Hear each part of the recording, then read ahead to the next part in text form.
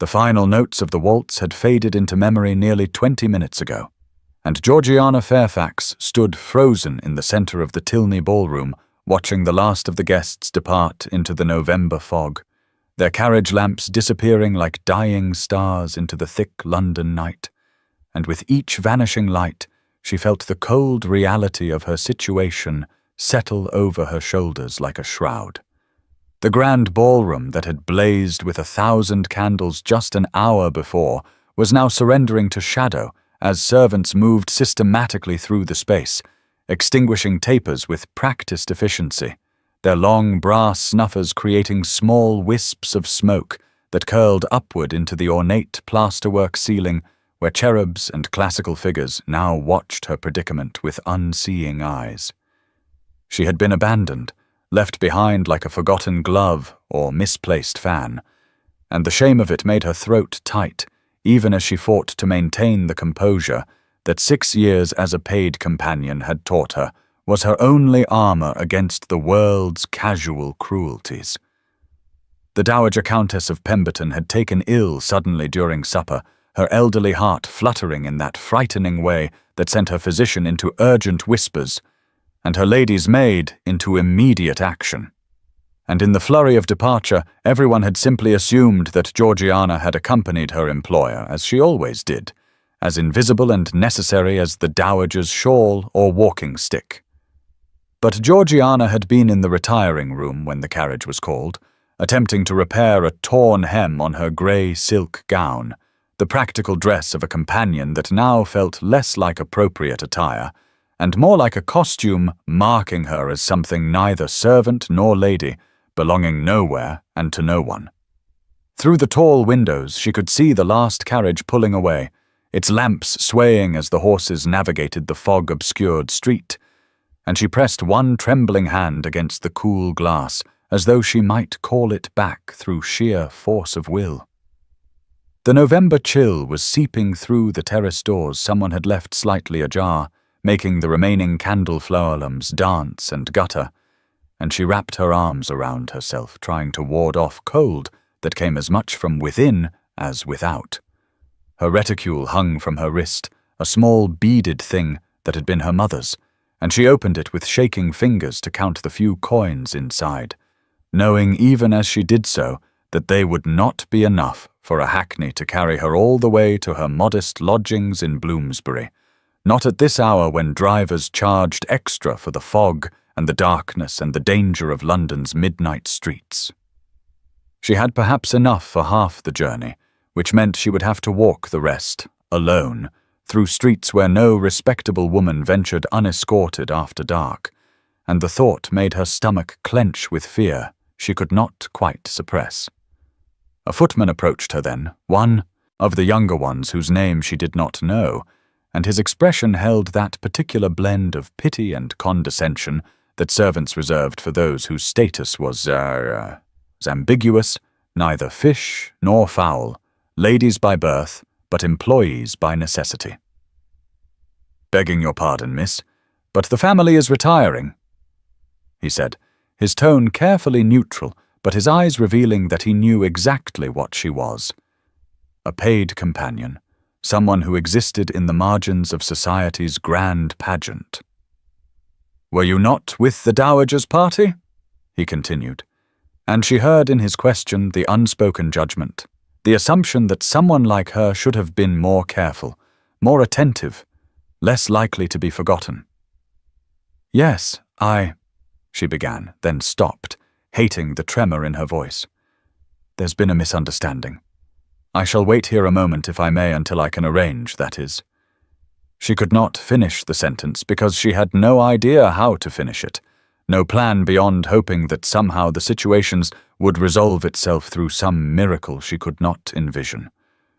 "The house will be locked shortly, miss," the footman said, his discomfort now evident in the way he shifted his weight from foot to foot, for security.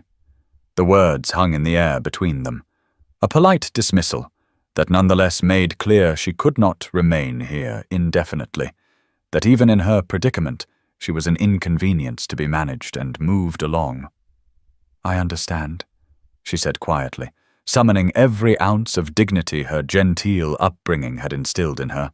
"I shall not be long." The footman nodded and retreated, clearly relieved to be released from the awkward encounter, and she watched him go before turning toward a shadowed alcove near the terrace doors where the damask wallpaper in shades of grey and cream would render her nearly invisible in her grey gown.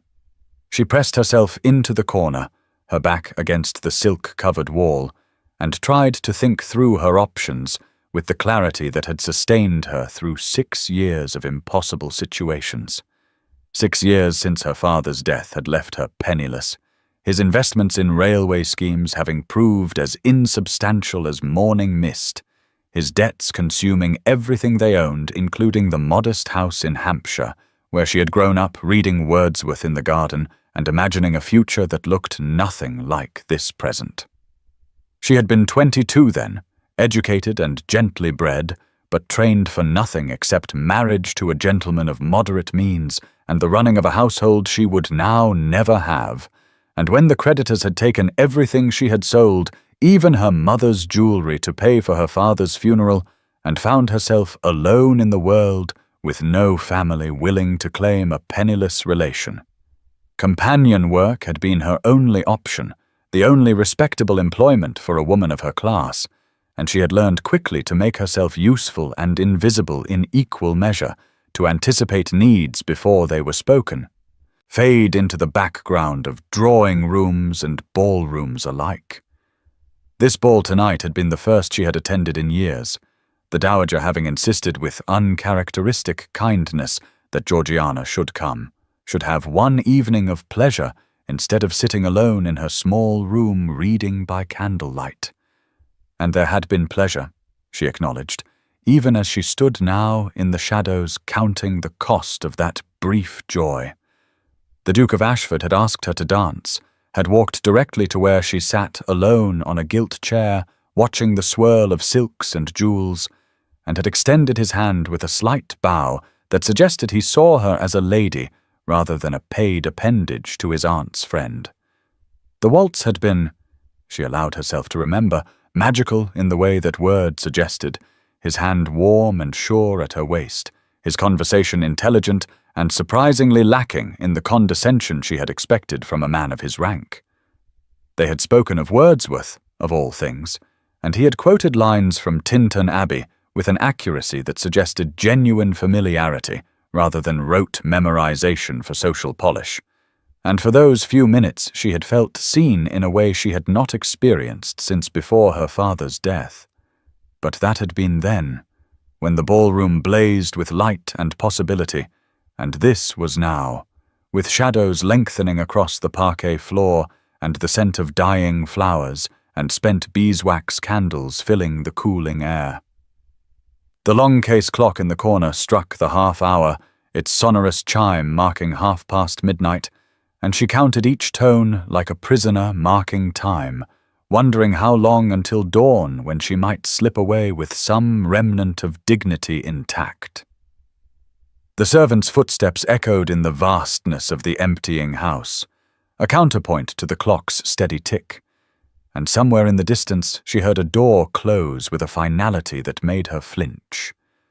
The fog pressed against the windows like something alive, obscuring the street beyond until London itself seemed to have vanished, leaving her alone in this vasted cold space that had been transformed from a place of music and light into something that felt increasingly like a trap.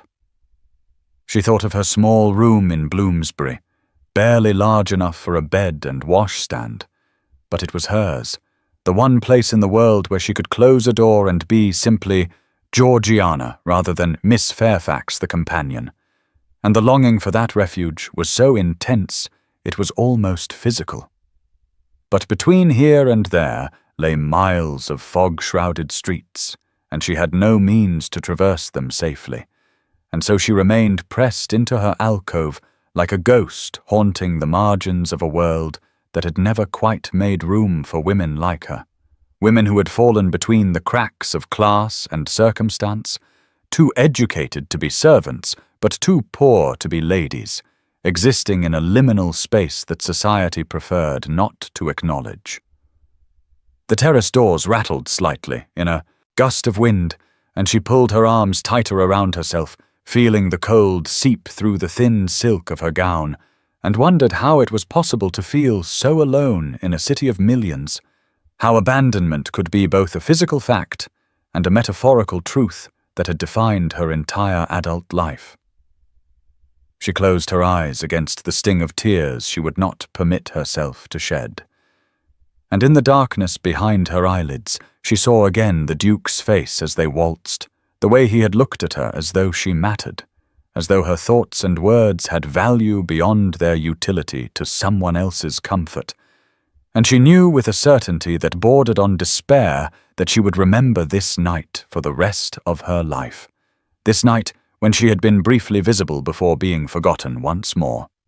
Sebastian Whitmore, Duke of Ashford, pushed through the main doors of the Tilney residence at 1:15 in the morning, startling the elderly butler who had been in the process of turning the heavy brass key in the lock, and the look of surprise on the servant's face would have been comical under other circumstances. But Sebastian was too preoccupied with his own confused motivations to notice much beyond the fact that he had gained entry. "Your Grace," the butler stammered, "we thought all the guests had departed. Is there something amiss?"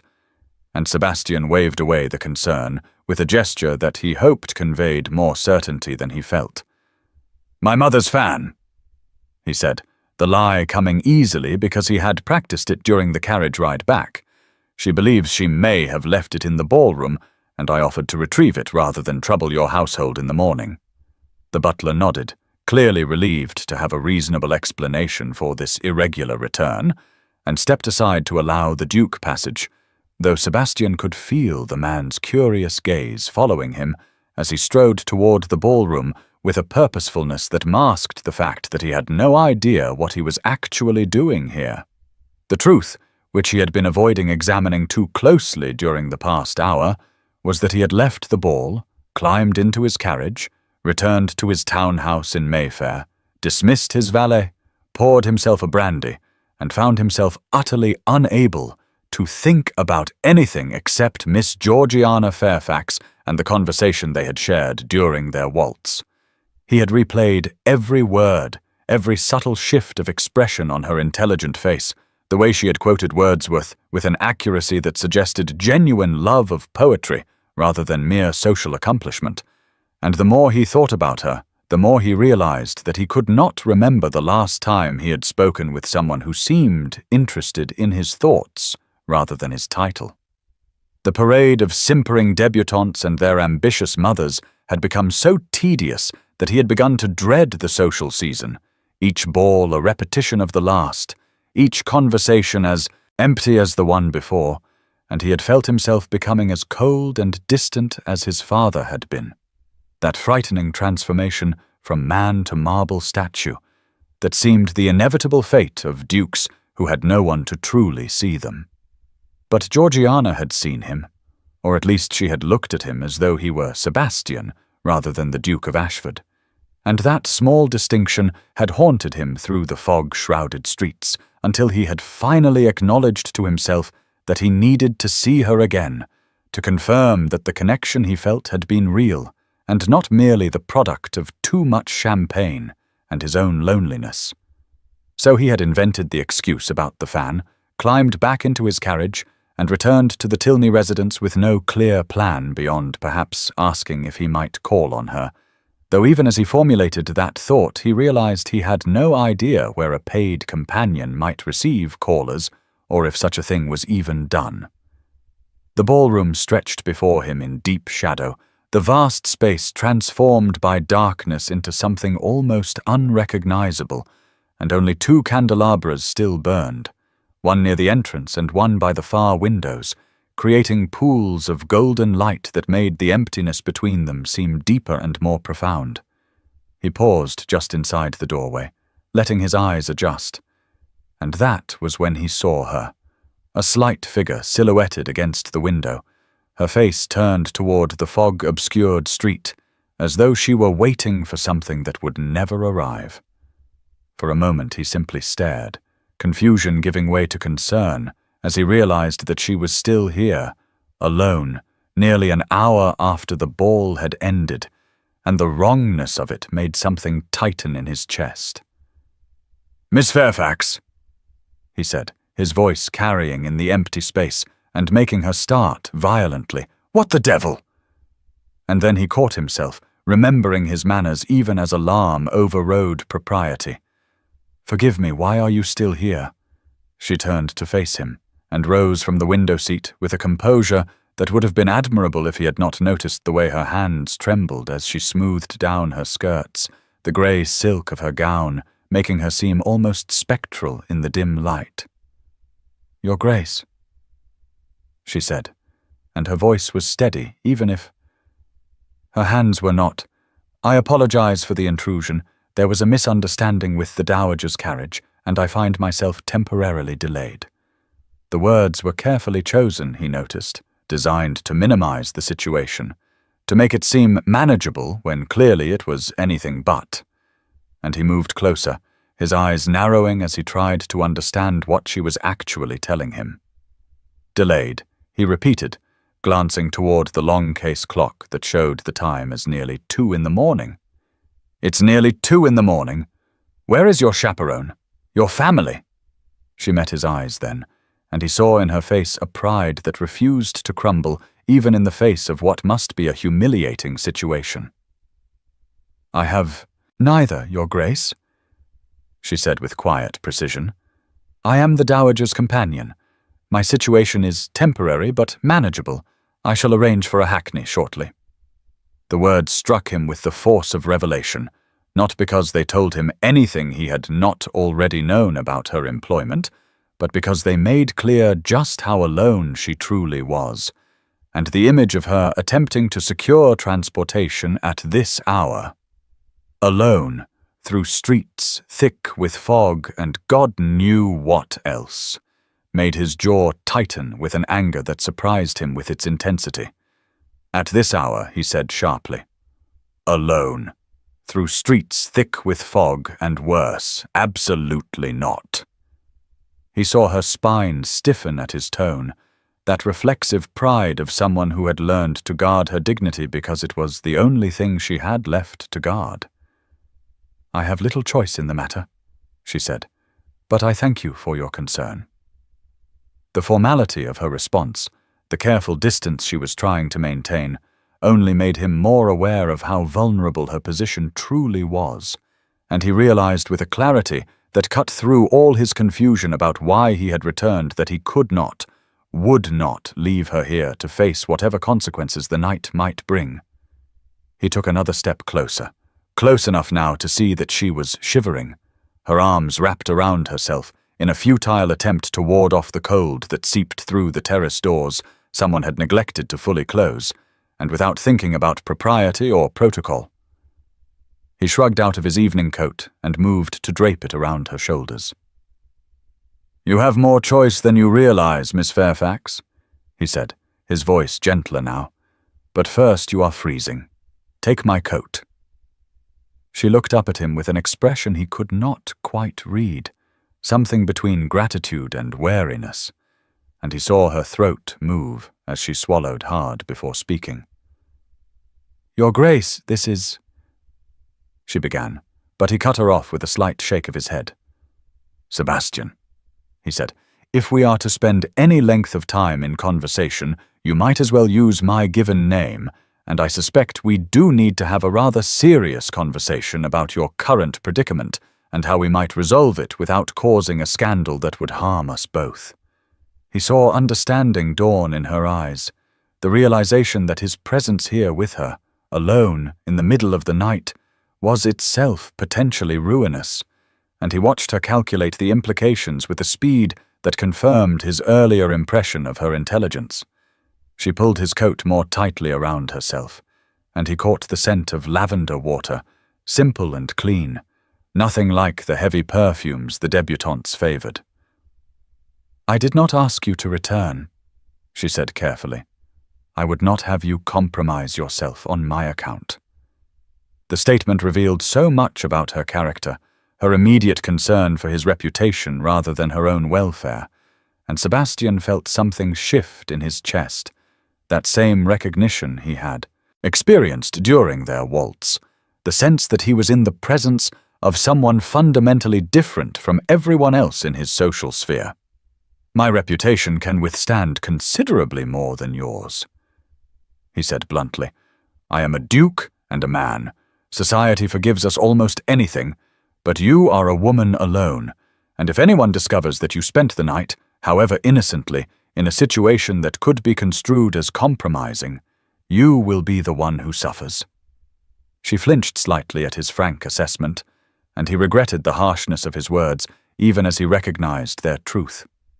He glanced toward the windows where moonlight was beginning to filter through the thinning fog, creating silver patches on the parquet floor that shifted and changed as clouds moved across the sky. The candle flames in the candelabras danced in a draught from the terrace doors, casting shadows that made the vast ballroom seem to pulse with a life of its own, and in the distance he could hear the butler's keys jingling as the man went about his nightly rounds. Each sound amplified by the emptiness until even the ticking of the clock seemed oppressively loud, marking each passing moment of impropriety. Sebastian looked back at Georgiana, taking in the exhaustion visible in the set of her shoulders despite her upright posture, the way she held herself together through sheer force of will, and he made a decision that he suspected would alter the course of both their lives in ways he could not yet fully comprehend. He had come back here tonight, following an impulse he had not entirely understood, drawn by a conversation that had lasted perhaps 15 minutes, but had somehow managed to reach through the wall of isolation he had built around himself over years of performing the role society expected. She had quoted Wordsworth with passion in her voice, had disagreed with him about the relative merits of the lyrical ballads versus the later work, had made him laugh with a dry observation about the absurdity of social pretensions, and he had found himself wanting to continue that conversation, to explore the mind behind those perceptive eyes. And now here she was, abandoned and alone, and he discovered that he could not bear the thought of walking away and leaving her to whatever fate the cruel machinery of society might decree. The fog pressed against the windows like something alive, isolating them from the world beyond, and Sebastian realized that this moment, suspended between night and dawn, was its own kind of liminal space, where the usual rules might be bent, if not broken entirely. He thought of his empty townhouse with its 20 bedrooms and army of servants, the vast loneliness of being the Duke of Ashford, with no one to truly talk to, and he thought of this woman before him who had spent 6 years making herself invisible so that others might be comfortable, and he knew with a certainty that defied logic that he was not going to let her disappear back into the shadows. "What if," he said slowly, testing the idea even as he spoke it, "what if we simply waited here until dawn, when I can arrange proper transportation for you without raising questions that neither of us can afford to answer?" She stared at him as though he had suggested something wildly improper, which he supposed in a sense he had, but he pressed on before she could voice the obvious objections. "The servants believe I am here searching for my mother's fan," he continued. "If we remain quiet and out of sight, if we simply wait a few hours until daylight makes everything easier to manage, then you can leave with your reputation intact, and no one need know that you were ever in a difficult situation." He watched her face as she processed this proposal, saw the war between hope and caution playing out in her expression, and he waited, his own heart beating faster than the situation warranted, for her answer. "And now's the time to stop and subscribe to our channel. Every subscriber brings us closer to 1,000, which helps us keep these stories alive and coming your way. If you enjoyed this video, don't forget to like it and drop a comment telling us where you're watching from. It's always amazing to see how far these tales travel across the world. Now let's continue. Sebastian watched Georgiana's face in the flickering candlelight as she considered his proposal to wait until dawn, and he saw the moment she made her decision. A slight relaxation in her shoulders that told him she had accepted the logic of his plan, even if propriety screamed against it. And without waiting for her verbal agreement, he moved to dismiss the butler with instructions that the Duke would lock up himself after retrieving his mother's fan, a statement that raised the elderly servant's eyebrows, but could not be questioned, given the speaker's rank. The sound of the butler's retreating footsteps echoed through the vast ballroom, followed by the distant click of a door closing, and then they were truly alone, suspended in a bubble of candlelight and shadow, while fog pressed against the windows like something trying to get in, and Sebastian found himself acutely aware of how irregular this situation was, and yet how strangely right it felt. He moved to the window seat where she had been sitting earlier, and began arranging the velvet cushions into something approximating comfort, creating a makeshift refuge where they might pass the hours until daylight made everything simpler. And as he worked, he was conscious of her watching him with an expression that mingled wariness with something that might have been hope. "I am going to retrieve some brandy from the refreshment room," he said, keeping his voice matter-of-fact to counteract the intimacy of their situation. "For warmth, you understand. The temperature is dropping, and we have several hours to wait." She nodded, still clutching his coat around her shoulders, and he left her there while he navigated the darkened house to find the room where the Tilneys had set out refreshments earlier in the evening, returning with a crystal decanter and 2 glasses that caught the candlelight as he poured generous measures for them both. Georgiana accepted the glass with hands that had stopped trembling quite so noticeably, and he watched as she took a small sip, her eyes widening slightly at the burn of the expensive French brandy, and he found himself smiling at her reaction before settling onto the window seat, a careful distance from her, close enough for conversation but far enough to maintain some semblance of propriety. For several minutes they sat in silence, both acutely aware of the strangeness of their situation, the vast ballroom stretching away into shadow behind them, while before them the fog-obscured London streets remained invisible, and Sebastian searched for something to say that would ease the tension without making it worse. The brandy helped, warming them both from within, and gradually he saw Georgiana's posture begin to relax, the rigid control she maintained over herself loosening degree by degree until she no longer looked quite so much like a woman expecting disaster at any moment. "You quoted Wordsworth during our waltz," he said finally, breaking the silence with the first neutral topic that came to mind. "The lines from Tintern Abbey about nature and memory. Do you read much poetry?" Her face transformed when she smiled, he noticed, the careful blankness she wore like armor giving way to something alive and engaged, and she nodded before speaking. "My father was a scholar," she said. "He had a library of nearly 2,000 volumes, philosophy and poetry mostly, and he taught me to read them all. He did not believe that women should be kept ignorant simply because society preferred us ornamental."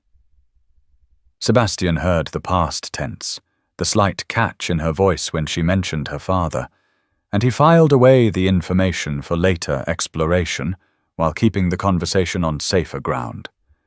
"I read philosophy late at night when I cannot sleep," he admitted, a confession he would never have made in a London drawing room where such admissions would be seen as eccentric at best. Kant and Hume, mostly, trying to find some framework that makes sense of duty and meaning and the gulf between them. She looked at him with surprise that she did not quite manage to hide, and he realized that she had not expected a duke to admit to reading anything more challenging than the Times, and the realization made him laugh, a short, bitter sound that held more truth than humor. "You see," he said, "we are both more than society allows us to be. You are a woman with a scholar's mind forced to pretend that your greatest accomplishment is needlework, and I am a man who reads philosophy imprisoned in a role that demands I care only about voting records and marriage alliances.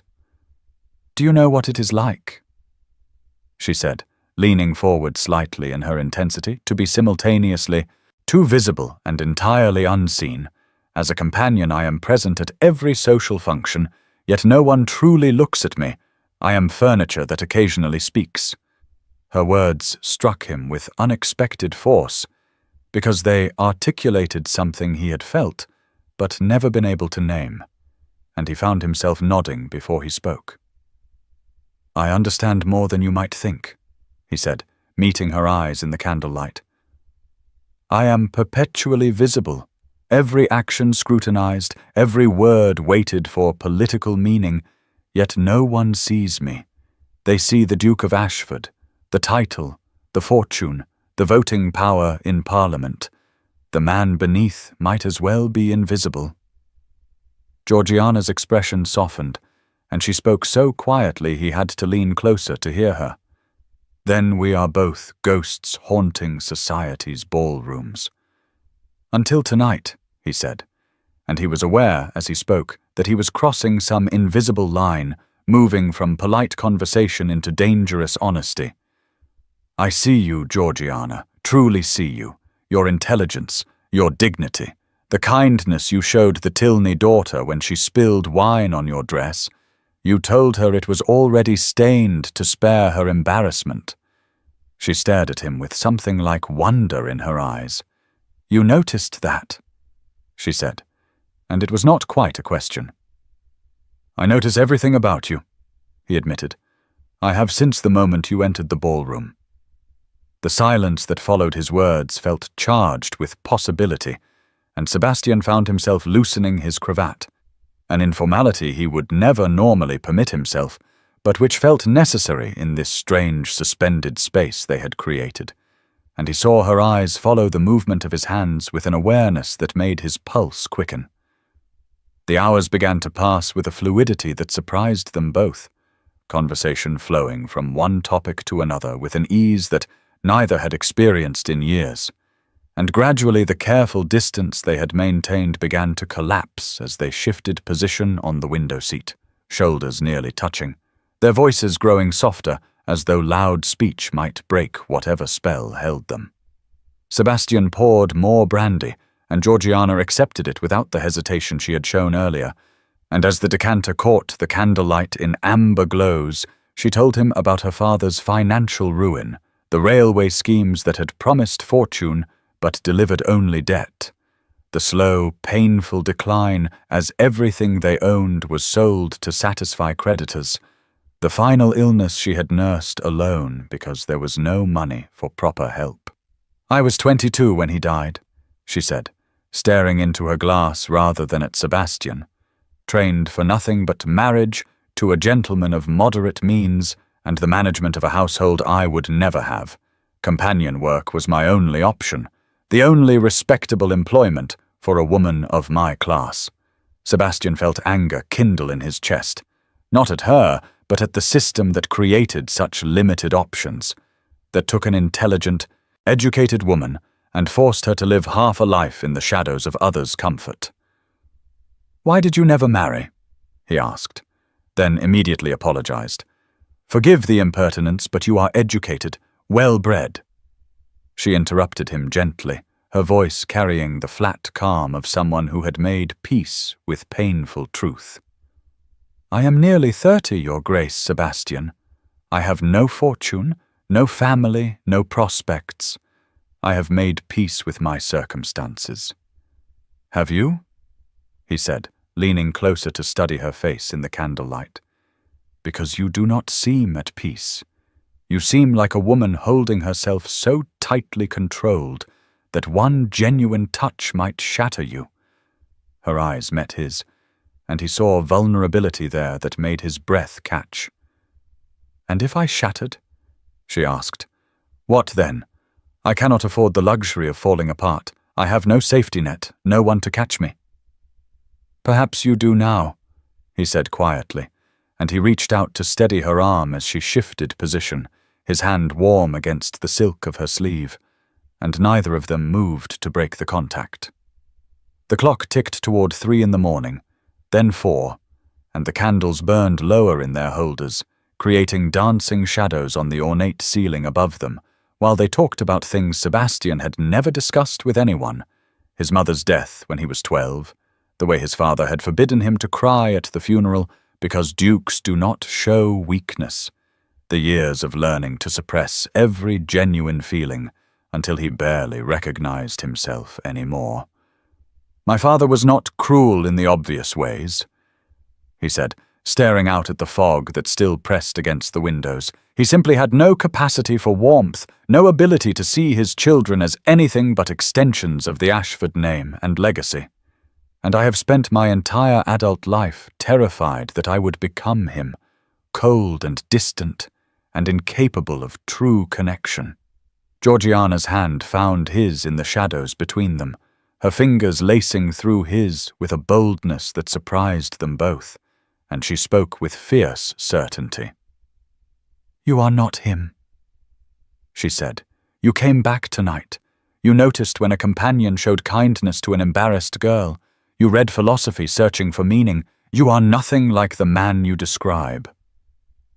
Sebastian looked down at their joined hands, at the way her slender fingers fit against his larger ones, and felt something crack open in his chest.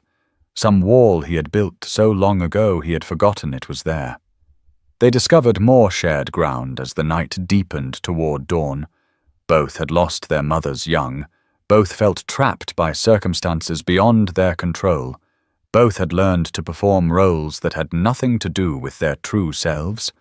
And with each revelation, the distance between them decreased, until Sebastian could smell the lavender water she wore, could see the gold flecks in her brown eyes when the candlelight hit them just right.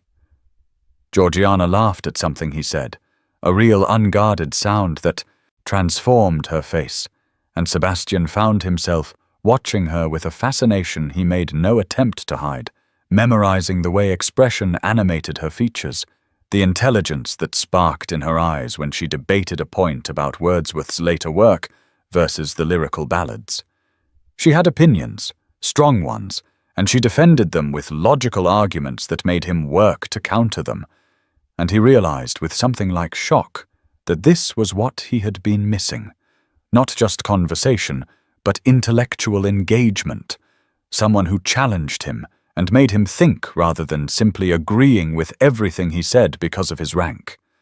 The brandy decanter stood nearly empty between them, and Sebastian's coat had slipped from Georgiana's shoulders to pool forgotten behind her, and the formality with which they had begun the evening had evaporated entirely, replaced by first names and shared confidences, and a physical proximity that would have been scandalous if anyone had been there to witness it.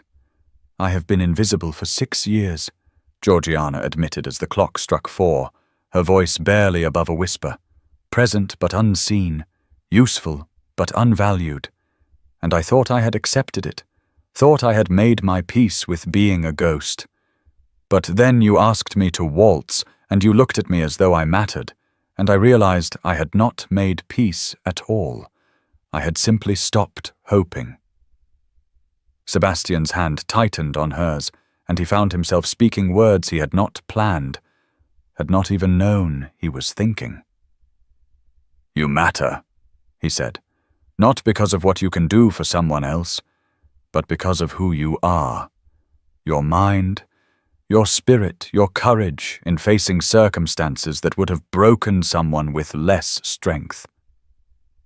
She was crying now, silent tears tracking down her face in the candlelight, and he reached up with his free hand to brush them away, his thumb gentle against her cheek, and she leaned into his touch with a small sound that might have been relief or surrender. The fog outside had begun to thin slightly, and through the windows Sebastian could see the first hint of grey that suggested dawn was approaching, and he knew that soon they would have to leave this suspended space, would have to return to the world where she was a paid companion, and he was a duke, and the gulf between them was supposed to be unbridgeable.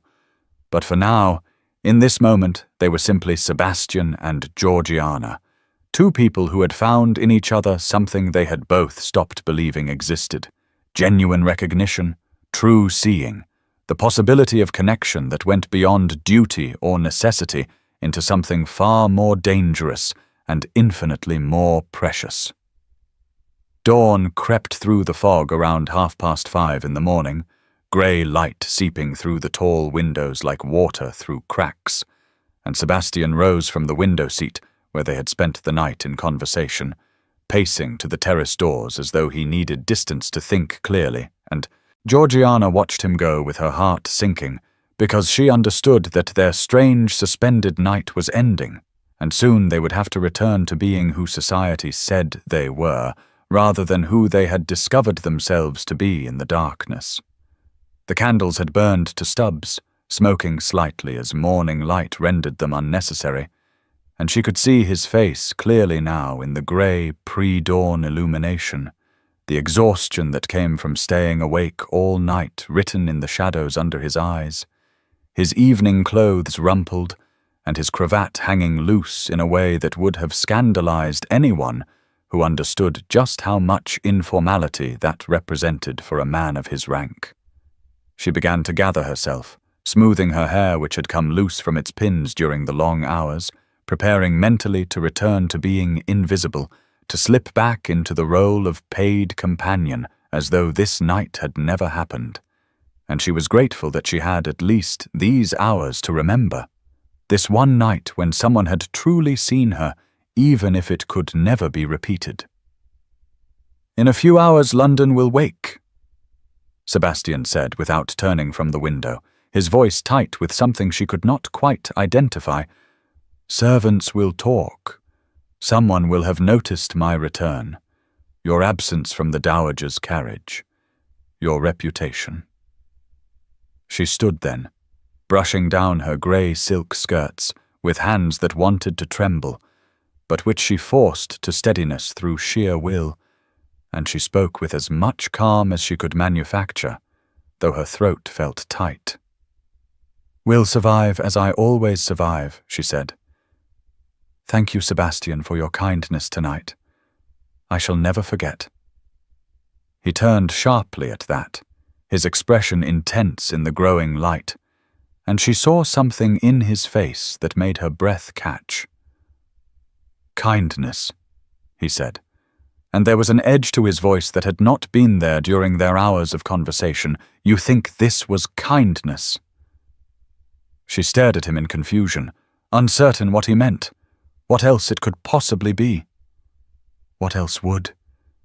she began, but he was already moving, crossing back to her in 3 long strides that ate up the distance between them, and before she could step back or gather her thoughts, he had taken her hands in his grip firm and warm and slightly trembling.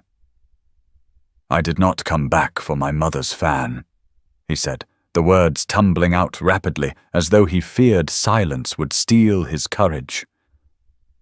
"There was no fan.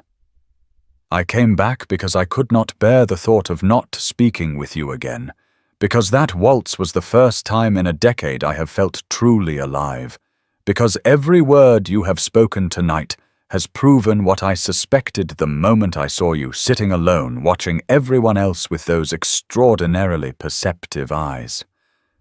Georgiana felt the world tilt slightly, felt her heart begin to pound so hard she was certain he must be able to hear it, and she forced herself to speak, though her voice came out barely above. A whisper. "Suspected what?" she asked, though part of her was terrified to hear the answer, terrified to hope because hope had proven so dangerous in the past. Sebastian's hands tightened on hers, and she saw in his face a vulnerability that matched her own, the aristocratic control he usually maintained cracking, to reveal something raw and honest beneath. "That you are the woman I have been waiting for without knowing I was waiting," he said, his voice rough with emotion. "That intelligence and kindness and honesty and courage in the face of hardship, these are what I value, not fortune or empty beauty or prestigious family connections. Georgiana, I know this is mad. We have known each other barely 12 hours. She pulled her hands free then, not because she wanted to, but because she needed to protect herself, needed to create distance before he said something that would make the inevitable return to reality even more painful. Please do not, she said, her own voice breaking despite her efforts to control it. Do not offer me charity disguised as... But he cut her off, reaching for her hands again with an urgency that would not be denied. This is not charity, he said fiercely. This is me, at dawn, after the most honest night of my life, asking the woman who sees me clearly to marry me, not to save your reputation. Though that matters, not out of duty though I would honor that, but because I want you beside me, in my home, in my life, in my bed. I want to hear your thoughts on Wordsworth over breakfast. I want to debate philosophy with you at midnight. I want. He stopped, seeming to struggle for words adequate to what he was trying to express, and Georgiana felt tears begin to fall silently down her face as the impossible hope she had been fighting all night broke through her defenses. Sebastian. I have nothing, she said, trying to make him understand the reality of what he was suggesting. No dowry, no family, no. But he released one of her hands to cup her face, his thumb brushing away tears that would not stop falling.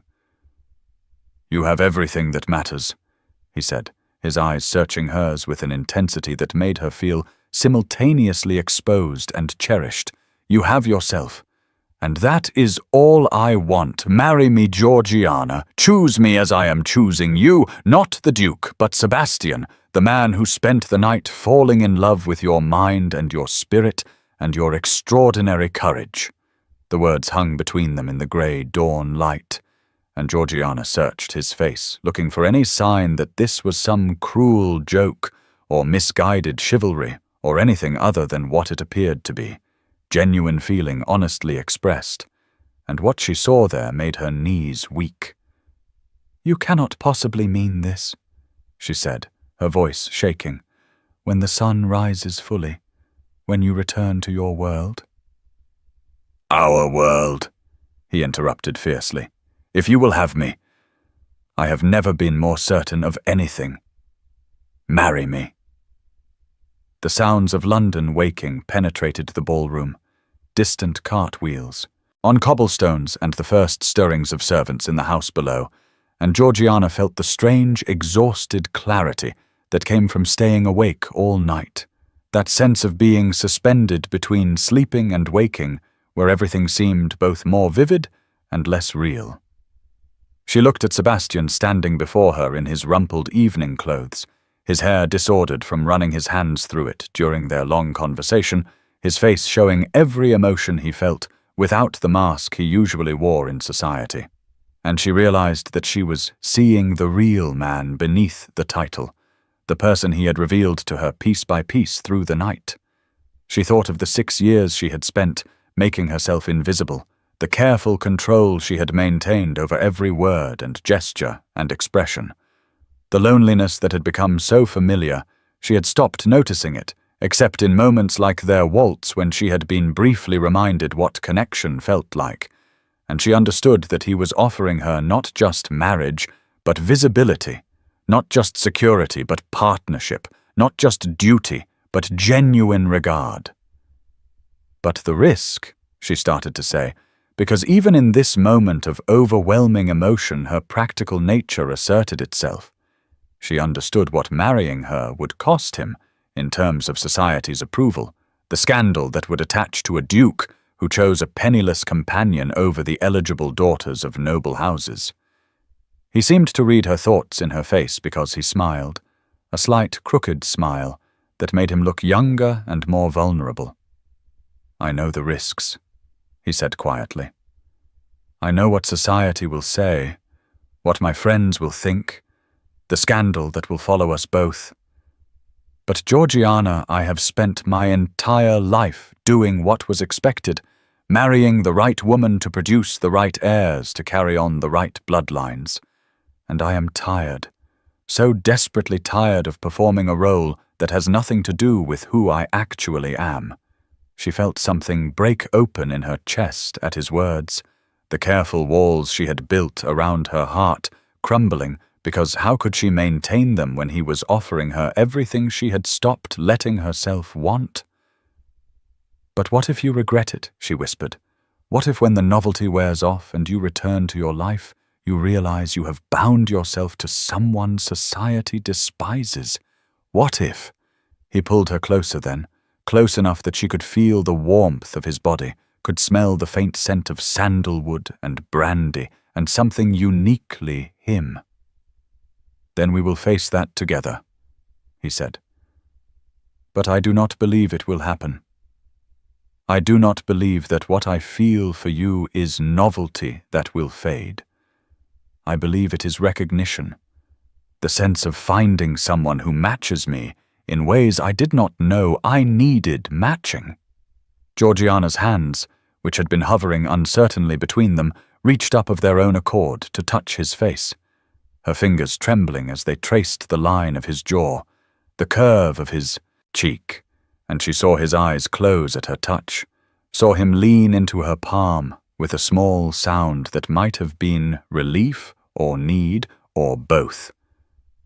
"I am terrified," she admitted, because honesty seemed to be the currency of whatever was happening between them, terrified that this is a dream I will wake from, terrified that I will fail you, terrified that I do not know how to be what you need.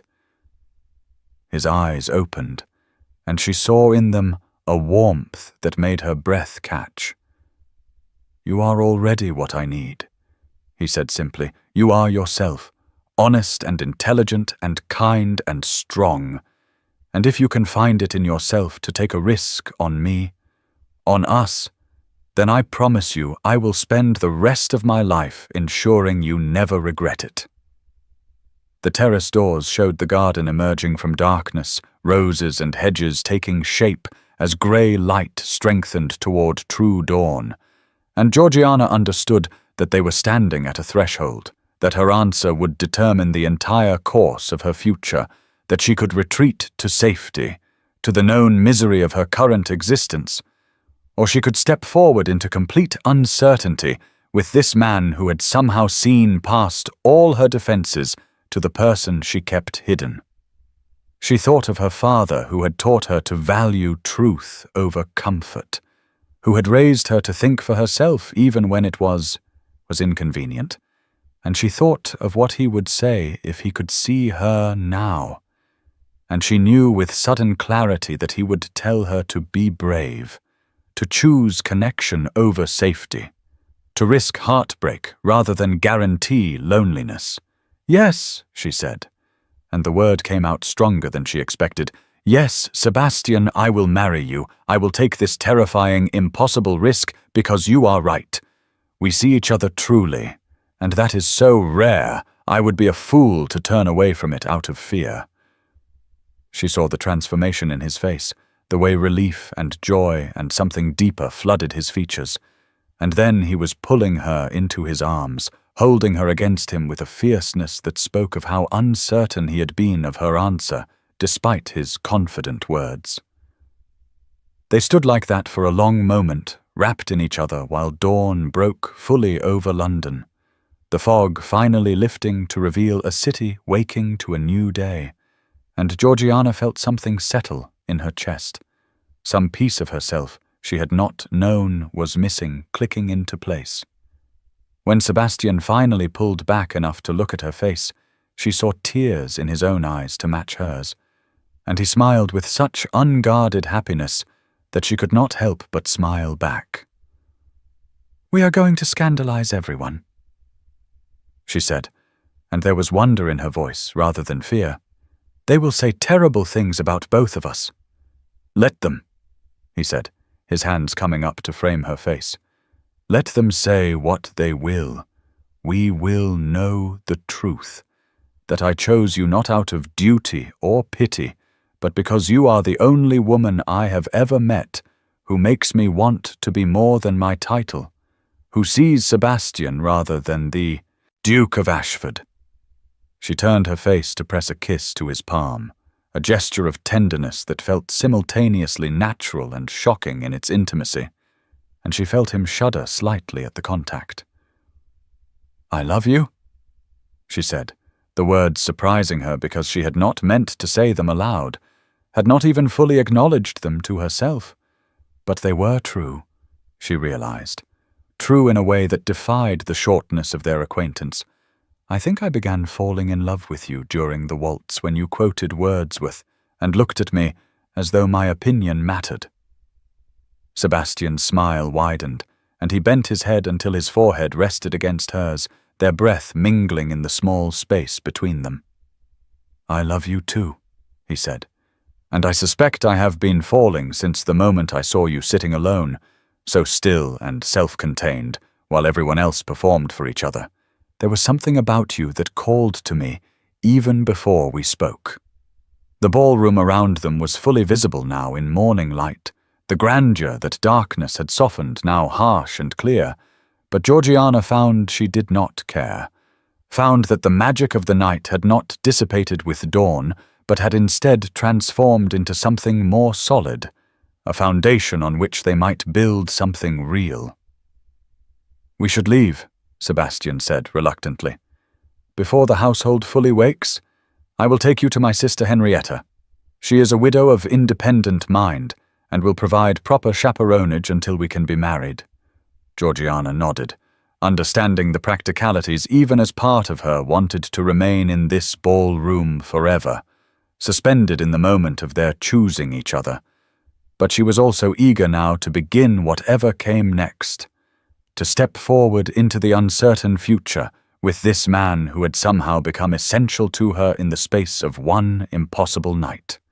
They left the Tilney ballroom as dawn broke fully over London, Sebastian's hand steady at Georgiana's elbow as he guided her through the waking household and into his waiting carriage, and she was grateful for his presence because she felt herself trembling with exhaustion and the overwhelming reality of what they had just promised each other, the future suddenly vast and terrifying in a way it had not been when contained within the intimacy of candlelight and conversation. He took her directly to his sister's townhouse in Bloomsbury, a handsome brick building with ivy climbing the facade and warm light already glowing in the windows, and when Henrietta Dashwood opened the door herself, still in her dressing gown with her dark hair loose around her shoulders, she took one look at Georgiana's rumpled grey dress and Sebastian's exhausted face and ushered them both inside without a single question, though her eyes held sharp intelligence that suggested she understood far more than they had said.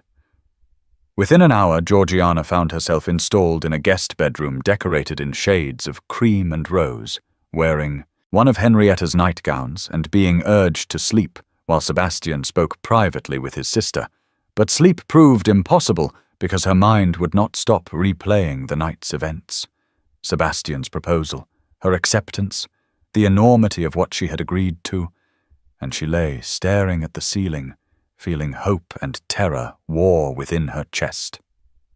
When she finally emerged from the bedroom late that afternoon, drawn by the smell of tea and the low murmur of voices, she found Henrietta alone in the drawing room, a space so different from the formal receiving rooms Georgiana had seen in other houses, books stacked on every surface and paintings leaning against walls as though their owner could not decide where to hang them, comfortable chairs arranged for conversation rather than display, and the widow looked up from her reading with a smile that held both warmth and something shrewd.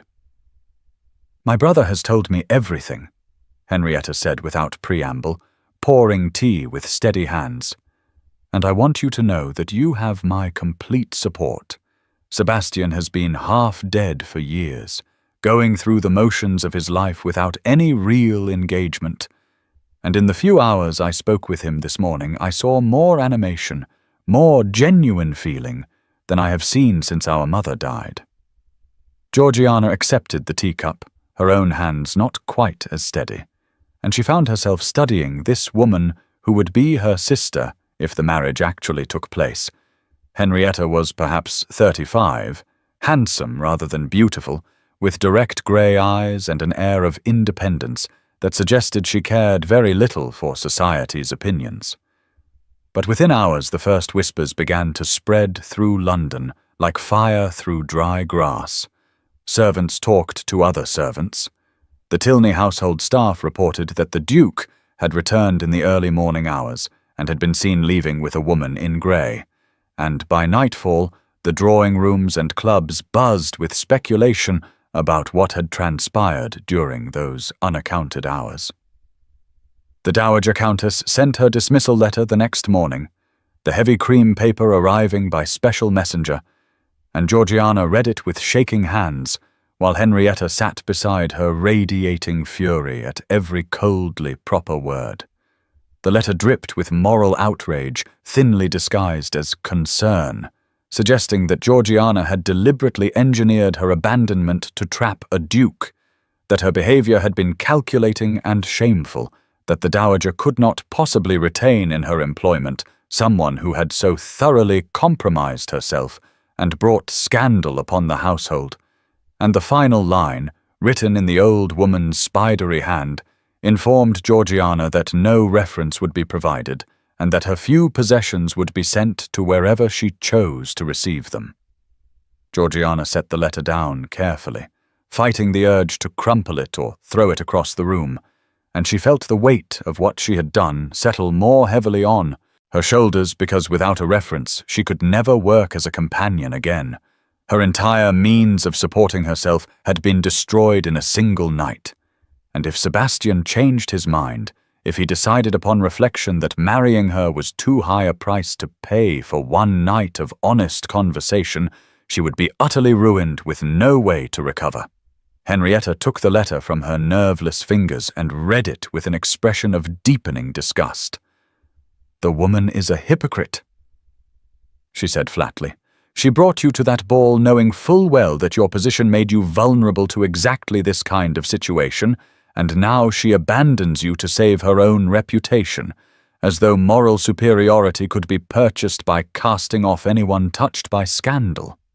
The words were meant to comfort, but Georgiana could not quite accept them because part of her wondered if the Dowager was right, if she had been unconsciously hoping for something when she accepted Sebastian's invitation to waltz, if her situation was somehow her own fault for not being more careful, more guarded, more realistic about her place in the world. Society's verdict came swiftly and harshly. Matrons who had never spoken to Georgiana suddenly had passionate opinions about her character, declaring that Sebastian had been trapped by a scheming companion who had deliberately arranged to be compromised, that it was a tale as old as time, penniless women using their wiles to ensnare wealthy men, and the fact that Sebastian was a duke only made the scandal more delicious to those who fed on such things. Georgiana heard the whispers second-hand through Henrietta, who attended a tea party specifically to gauge the temperature of society's response, and she came back pale with anger, reporting that women who had never done a day's useful work in their lives were condemning Georgiana's character while simultaneously envying her success in capturing such an eligible prize. Sebastian weathered the first storm of gossip with apparent calm, continuing his parliamentary duties and social obligations as though nothing had changed. But Henrietta told Georgiana that her brother was privately struggling with a fury he rarely allowed himself to express, anger at the cruelty and hypocrisy of people he had considered friends, rage at a system that valued bloodlines over character and condemned genuine feeling as weakness. 3 days after their night in the ballroom, Edmund Bennet, Earl of Worthing and Sebastian's closest friend since their school days, came to call, and Georgiana retreated to her borrowed bedroom while the two men closeted themselves in Sebastian's study. But the house was quiet enough that she could hear raised voices even through the closed doors, Edmund's reasonable baritone suggesting solutions that made her stomach clench with dread, and Sebastian's responses growing colder and harder as the conversation progressed. She learned the details later from Sebastian himself, who came to find her in Henrietta's drawing room with his face set in lines of barely controlled anger, and he told her without preamble what Edmund had proposed, that Sebastian should pay Georgiana off generously, set her up in a quiet cottage somewhere far from London, let the scandal die down, and then marry someone appropriate to his station. "Sebastian, be reasonable," Edmund had said. according to Sebastian's bitter recounting. "The girl is a nobody, a paid companion. Yes, you were alone together, but these things can be managed discreetly. A generous settlement, a quiet cottage somewhere." And Sebastian had interrupted him with ice in his voice. "Her name is Georgiana, and you will speak of her with respect or leave my house." But Edmund had persisted, genuinely concerned, according to Sebastian, though Georgiana suspected the concern was less for them and more for how their scandal reflected on their entire social circle. "For God's sake, you cannot seriously intend to marry her," Edmund had said. "The scandal." And Sebastian had cut him off with words that made Georgiana's eyes sting with tears when he repeated them. "The scandal is that society values empty bloodlines over character," Sebastian had said, his voice shaking with the force of his conviction that a woman of Georgiana's intelligence and dignity has been forced to live as a shadow because her father's investments failed, that I am expected to marry some vapid debutante whose greatest accomplishment is playing mediocre piano rather than a woman I can actually converse with. Edmund had tried one more time, warning that Sebastian would be ostracized, that his position in Parliament and his influence would suffer, and Sebastian's response had been final. "Will survive or will not," he had said, "but I will not sacrifice the first genuine happiness I have found in a decade to preserve the good opinion of people I do not respect." Georgiana listened to Sebastian's account, sitting very still in her borrowed dress of deep blue silk that Henrietta had altered to fit her, and she felt something crack open in her chest because he had defended her, had risked a friendship of decades, standing rather than abandon her to the easier path, and she reached for his hand across the small table between them. "You have lost a friend," she said quietly, "because of me." "No," Sebastian corrected, his hand closing warm and firm around hers. "I have discovered who my true friends are. There is a difference. Henrietta has been magnificent, and several of the reform-minded peers have sent private messages of support, people with actual principles rather than just prejudices." That evening, Sebastian insisted they attend the opera, a deliberately public appearance designed to make clear his intentions, and Georgiana dressed in another of Henrietta's gowns, deep blue silk that fit well enough, though it had clearly been made for someone slightly taller, and she looked at herself in the mirror, seeing a stranger, a woman on the verge of becoming a duchess, if she could just survive the scrutiny and condemnation that awaited. The carriage ride to the Royal Opera House passed in tense silence, Henrietta beside Georgiana offering wordless support through her presence, Sebastian across from them with his face set in aristocratic lines that revealed nothing of what he felt. And when they alighted before the grand entrance, Georgiana felt hundreds of eyes turn toward them, the whispers starting immediately as people recognized the Duke and realized the woman on his arm must be the notorious companion. The opera house blazed with light, every chandelier lit, and every box filled with London's elite dressed in silks and jewels. And Georgiana walked beside Sebastian with her head high and her hand steady on his arm, though inside she felt herself shaking with terror at the magnitude of what they were doing. They climbed the stairs to Sebastian's box, one of the finest in the theatre, with a perfect view of both stage and audience, and Henrietta arranged herself beside Georgiana in a deliberate statement of respectability and support, while Sebastian took the seat that would make him most visible to the rest of the theatre. The hush when they entered was palpable, conversation dying in waves as opera glasses turned toward their box, and Georgiana felt the weight of all those eyes like a physical pressure, hundreds of people staring and judging and whispering behind their programs and fans. She forced herself to sit calmly, to arrange her skirts and open her program as though she attended the opera every week, as though she could not feel the intense scrutiny or hear the rustling whispers that filled the theatre like the sound of restless birds.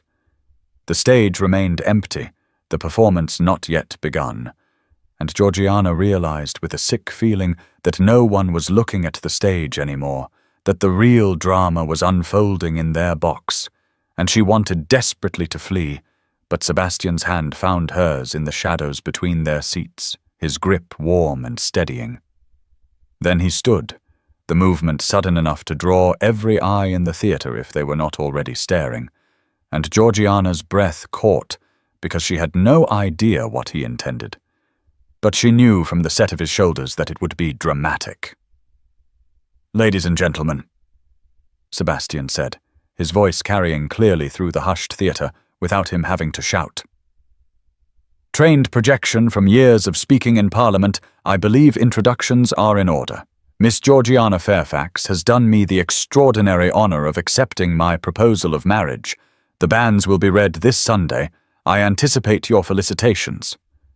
The silence that followed was absolute, hundreds of people frozen in stunned shock, and Georgiana felt the world tilt slightly, because he had just publicly claimed her, had announced their engagement before all of London society in a way that made retreat impossible for either of them.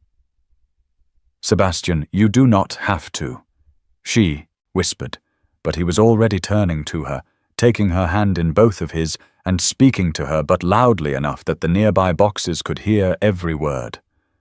"Yes, I do," he said, his eyes holding hers with an intensity that made everything else fade, "because you deserve to be acknowledged publicly and proudly, not hidden away like some shameful secret. You are going to be the Duchess of Ashford, and every person in this theatre will treat you with the respect that position commands." Georgiana felt tears threatening and blinked them back fiercely, refusing to cry in front of this audience that wanted nothing more than to see her break, and she squeezed Sebastian's hand hard enough that it must have hurt. The theatre remained silent for another long moment, the tension stretching until it felt ready to snap, and then, somewhere in the upper galleries, someone began to applaud. Slowly at first, and then with more enthusiasm, and others joined in. Not everyone, not even half, but enough that the sound filled the space and gave permission for those who were uncertain to follow. Sebastian sat back down beside her, keeping her hand in his, and Henrietta leaned over to whisper something fierce and approving that Georgiana could not quite hear over the sound of her own heartbeat pounding in her ears. The opera began finally, singers taking the stage to perform Donizetti, though Georgiana could not have said later what the production was about, because she was too aware of the continued scrutiny. The opera glasses still turned more often toward their box than toward the stage, but Sebastian sat beside her, apparently absorbed in the music, his thumb tracing small circles on her palm in a gesture of reassurance that no one else could see. During the interval, several people came to their box, some offering genuine congratulations with warmth in their eyes, others clearly motivated by curiosity or the desire to report back to their circles what the notorious companion looked like up close, and Georgiana endured it all with as much grace as she could muster, answering questions about where she was from and how she and Sebastian had met, with carefully neutral responses that revealed nothing of their night together.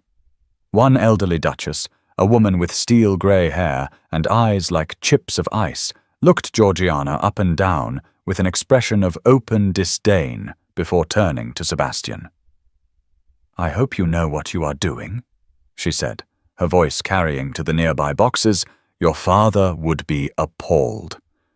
"My father was appalled by everything that brought joy," Sebastian replied evenly, "which is why I have no intention of living my life according to his dictates. Now, if you will excuse us—" "Your Grace, my fiancé and I would like to enjoy the second act." The Duchess swept away in a rustle of purple silk, and Henrietta laughed quietly. "Well handled," she murmured. "Father would indeed be appalled, which is the strongest argument I have heard yet for this marriage." By the end of the evening, Georgiana felt wrung out, exhausted by the effort of maintaining her composure under such intense examination. But she also felt something unexpected, a fierce pride in Sebastian's public declaration, in his willingness to stand beside her despite the cost, and when they returned to Henrietta's townhouse, she found herself clinging to his hand, unwilling to let him leave, even though propriety demanded he return to his own residence. "We survived," she said softly, standing with him in Henrietta's front hall, while his sister discreetly disappeared upstairs. "We survived, and you did not waver." "I will never waver," Sebastian said, pulling her close and pressing a kiss to her forehead that felt like a vow. "We are in this together, Georgiana. Whatever comes next, we face it side by side." Georgiana woke on her wedding morning in Henrietta's guest room, with sunlight streaming through the windows and a surprising sense of calm settling over her like a blessing. The 3 weeks since Sebastian's public declaration at the opera having passed in a blur of preparations and continued scandal, and the gradual realization that she was actually going to marry him, that this was not some fever dream born of exhaustion and brandy, but reality unfolding with inexorable momentum toward this November day. She rose and bathed with Henrietta's help, the widow having appointed herself lady's maid and confidant and fierce protector all in one, and together they dressed Georgiana in a gown of ivory silk, simple and elegant rather than the elaborate confection a ducal bride would traditionally wear, but it suited her perfectly with its clean lines and modest lace trim at the collar. And cuffs, and when she looked at herself in the mirror she saw not a paid companion trying to hide, but a woman claiming her own happiness with quiet confidence. The ceremony was to be at St. George's Chapel, a compromise between Sebastian's desire for complete privacy and the necessity of making their marriage legally and socially legitimate. And when the carriage arrived to take them through the London streets, Georgiana felt her calm waver slightly, because this was the final threshold, the last moment when she could theoretically retreat to safety. And then Henrietta squeezed her hand and murmured something about how her own wedding had terrified her, but she had never regretted choosing love over security. And Georgiana steadied herself with the reminder that Sebastian had already proven his commitment in the most public way possible. The chapel was intimate rather than grand, morning light streaming through stained glass windows to create rainbow patterns on the stone floor, and the gathering was small, perhaps 30 people where a duke's wedding would normally draw hundreds, many of society's elite having refused to attend in a final gesture of disapproval that no longer had the power to wound Georgiana as it might have weeks earlier. But those who were present were genuine well-wishers, Henrietta, of course, in the front pew already crying happy tears, and to Georgiana's surprise, Edmund Bennet was there as well, the Earl having sent Sebastian a letter of apology 2 weeks prior, admitting he had been wrong to suggest anything other than marriage, that his concern had been rooted in fear rather than friendship, and that he hoped to be forgiven for his failure to see what Sebastian had seen from the first. There were several reform-minded peers as well, men who had worked with Sebastian in Parliament on education initiatives, and who seemed to view his unconventional marriage as further evidence of his principled nature rather than a scandal to be condemned, and their presence lent a respectability to the proceedings that Georgiana appreciated, even as she tried to convince herself that she did not care what anyone thought. Sebastian waited at the altar, his tall frame rigid with tension until the moment he turned and saw her, and Georgiana watched his expression transform from anxiety to wonder, to such unguarded joy that she felt tears prick her own eyes, and suddenly the walk down the aisle seemed impossibly long because she wanted nothing more than to be beside him, to take his hand and speak the vows that would bind them together in the eyes of God and law and society. When she finally reached him, he took her hand in both of his grip warm and slightly trembling, and she realized that he had been as nervous as she was, that for all his aristocratic confidence, he had feared she might change her mind at the last moment, and she squeezed his fingers hard to reassure him that she was here, that she was certain, that nothing would make her turn back now. The vicar began the ceremony, his voice solemn in the quiet chapel. And when it came time for the vows, Georgiana spoke with her eyes never leaving Sebastian's face, her voice steady and clear as she promised to have and to hold him from this day forward, for better or worse, for richer or poorer, in sickness and in health, until death parted them. Sebastian's voice was rougher when he spoke the same words, emotion making it shake slightly on the phrase to love and to cherish, and she saw tears in his eyes to match her own. Both of them fully aware of the weight of what they were promising, the life they were choosing together despite all the obstacles society had placed in their path. When the vicar finally pronounced them man and wife, Sebastian bent to kiss her with a tenderness that stole her breath, and he whispered against her lips so quietly that only she could hear, "Finally, mine." And she smiled as she corrected him. Ours, because that was the truth of it. They belonged to each other now in a partnership of equals, choosing each other daily.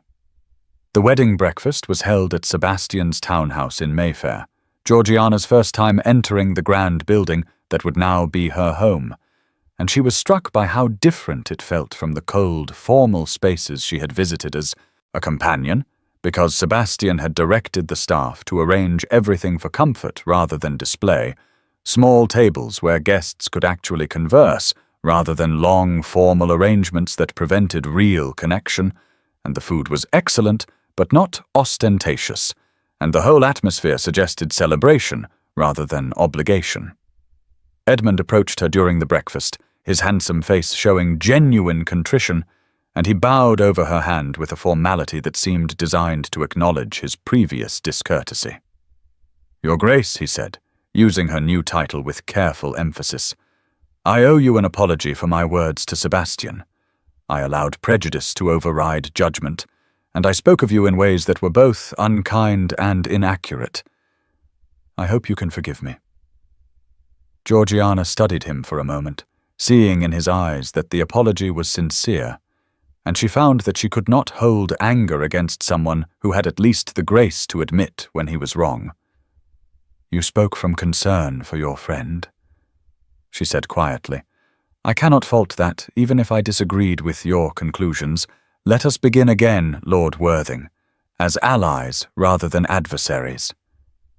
His relief was palpable, and when Sebastian joined them a few minutes later, the three fell into easy conversation about parliamentary business, and Georgiana discovered that Edmund was actually quite intelligent when he stopped posturing, and she began to understand why Sebastian valued his friendship despite their recent conflict.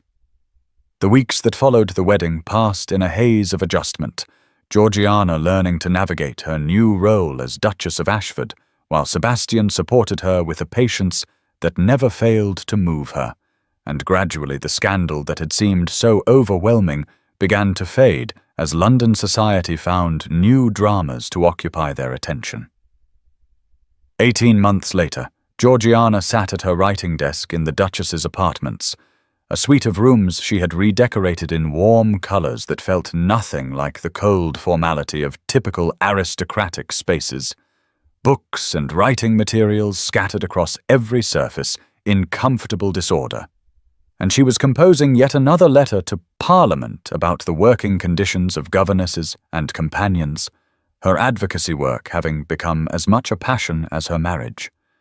The afternoon sunlight slanted through the windows, warming the room, and she was so absorbed in finding exactly the right words to convey the urgency of the situation without alienating potential supporters that she did not hear Sebastian enter until he spoke over her shoulder. "You will make enemies with this, you know," he said, his voice holding affectionate amusement. "The employment agencies profit from companions' desperation." Georgiana looked up at him, this man who had transformed her life simply by seeing her truly, and she smiled with a fierceness that still sometimes surprised her. "Then I will make enemies," she said. "I have a duke's protection.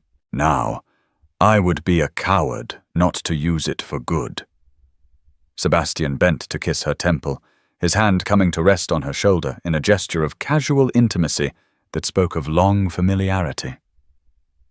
"This is why I love you," he murmured, that spine of steel hidden beneath grace and courtesy.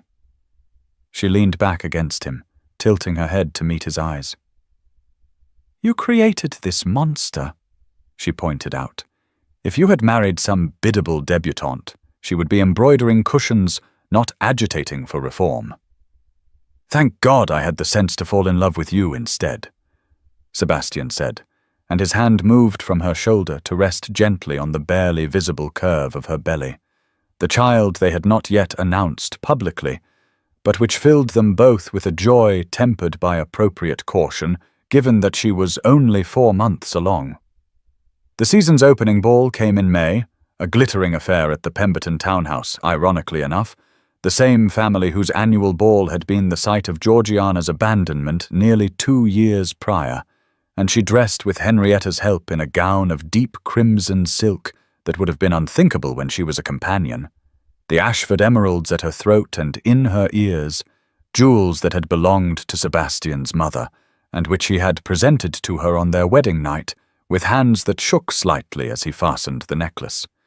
She looked at herself in the mirror and saw a woman transformed, no longer hiding in grey, but claiming her space in the world with confidence born of being truly seen and valued, and when Sebastian came to escort her downstairs, his expression made clear that he saw the transformation too, and approved wholeheartedly.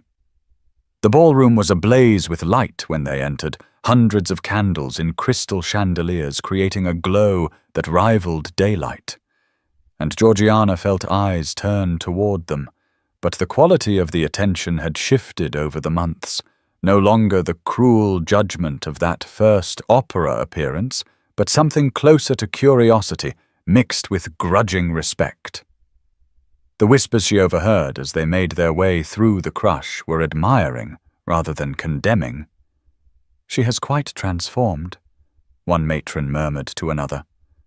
"And they do seem genuinely devoted, which is more than can be said for most society marriages." Sebastian led her onto the dance floor for the opening waltz, the orchestra striking up the same melody that had been playing that night so long ago when everything changed, and as he took her in his arms with the easy familiarity of long practice, she felt herself smile at the symmetry of it. "Do you remember?" she said as they began to move.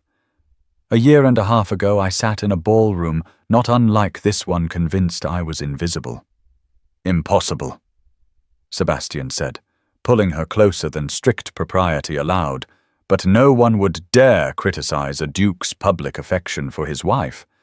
"I saw you the moment you entered." "You saw me when no one else did," Georgiana said softly. "That changes a parser." "Woman, Sebastian, being truly seen."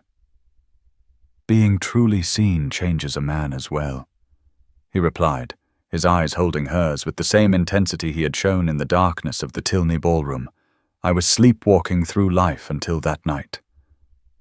"Our night of scandal," Georgiana said, unable to suppress a smile at the memory of how terrified she had been, how certain that discovery would mean her ruin.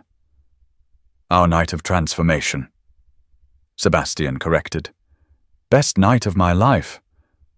"Mine too," she agreed, "though I am rather glad we have a proper bed now instead of a window seat." Sebastian laughed, the sound rich and unguarded in a way that made several nearby couples turn to look, and Georgiana realized with a start that they were scandalizing people again, but this time with happiness rather than impropriety. "Georgiana," he said with mock severity, "such talk from a duchess." "You knew what you were getting when you proposed in the darkness," she reminded him, too late for regrets now. His expression softened, all teasing gone, replaced by a tenderness that still had the power to make her breath catch. "No regrets," he said firmly. "Not one. Not ever." They danced in comfortable silence for a few moments, moving together with the unconscious synchronization of long partnership. and Georgiana looked around the ballroom, seeing it with different eyes than she had possessed that night of her abandonment. Young debutantes watched them as they waltzed past, and she saw in some faces not envy of her title or jewels, but something deeper, a longing for the obvious connection she and Sebastian shared, the way they looked at each other as though no one else in the room mattered. And she realized that they had become something of a symbol, proof that marriages could be based on genuine regard rather than mere social arrangement. Edmund approached them when the waltz ended, offering his arm to Georgiana with a gallantry that suggested their reconciliation was complete. "May I have the honor of the next dance?" "Your Grace," he asked, "I promise not to step on your toes or offer any ill-advised counsel." Georgiana laughed and accepted, glancing at Sebastian, who nodded his approval, and as Edmund led her back onto the floor, she found herself grateful for this too. The friendship that had been tested and had survived. The gradual building of a circle of people who valued them for themselves rather than their positions. The evening wore on, with Georgiana dancing with various partners, including several of the reform-minded peers who wanted to discuss her companion advocacy work and seemed genuinely interested in her proposals, and she realized with a sense of wonder that she had somehow acquired influence of her own, that people listened to her not just because she was the Duchess of Ashford, but because her ideas had merit and her passion was convincing. Henrietta found her near midnight, pressing a glass of lemonade into her hand, with a knowing look at Georgiana's barely visible condition. "You should rest," she said quietly. "You have been on your feet for hours." "I am well," Georgiana assured her, but she was grateful for the excuse to retreat to a quiet corner where she could observe rather than participate. And from that vantage point, she watched Sebastian across the room, deep in conversation with several parliamentary colleagues, his face animated in a way it never had been before their marriage, and she knew that their partnership had transformed him as much as it had transformed her. He had found renewed purpose in his political work, supporting education reforms and arguing for measures that would give women more legal protections, and his colleagues respected him not despite his unconventional marriage, but in some ways because of it, seeing in his willingness to defy convention for principle a quality that translated to his legislative efforts. Near 1 in the morning, Sebastian came to collect her, offering his arm and his warmest smile. "Shall we go home?" he asked, and the word home had never sounded sweeter, because it meant the townhouse where they had built a life together, where his coat would be draped over a chair in her study, and her book would sit beside his on the table, where they would climb the stairs together and fall into bed to make love with the easy passion of couples who knew each other's bodies as well as their minds. They made their farewells and stepped out into the cool May night, the carriage waiting to take them the short distance back to Mayfair, and as Sebastian handed her in, Georgiana looked back at the blazing windows of the Pemberton townhouse and thought about how much had changed since that November night when she had sat abandoned and invisible in a darkening ballroom. She had been transformed, but not in the way society measured such things, not from poverty to wealth or obscurity to prominence, but from invisibility to being seen, from isolation to partnership, from surviving to truly living. And as the carriage pulled away and Sebastian drew her close against his side, she rested her hand on the small swell of her belly and thought about the future they were building together, the child who would grow up seeing a marriage of equals who chose each other daily, who would learn that worth came from character rather than circumstance, and she felt a peace settle over her that had nothing to do with security and everything to do with being known and loved for exactly who she was. The streets of London rolled past the carriage windows, fog beginning to gather in the low places as it had that night so long ago, and Sebastian pressed a kiss to her hair, murmuring something about how he loved her, how she had saved him as much as he had saved her. And Georgiana smiled into the darkness, knowing it was true, knowing that they had rescued each other from the half-lives they had been living, that their night of abandonment had become the foundation for a love that grew stronger with each passing day. And when they finally arrived home and climbed the stairs together hand in hand, she looked back one more time at the night that had brought them together and whispered a silent thanks to whatever providence had orchestrated her abandonment in that ballroom, because without it she would never have discovered that being seen, truly seen, was the greatest gift one person could give another, and that love built on genuine recognition was worth any scandal, any sacrifice, any risk, because it transformed not just circumstances but souls, making visible what had been hidden, bringing light to what had been darkness, and creating from two lonely people a partnership that would endure long after society's whispers had faded into memory.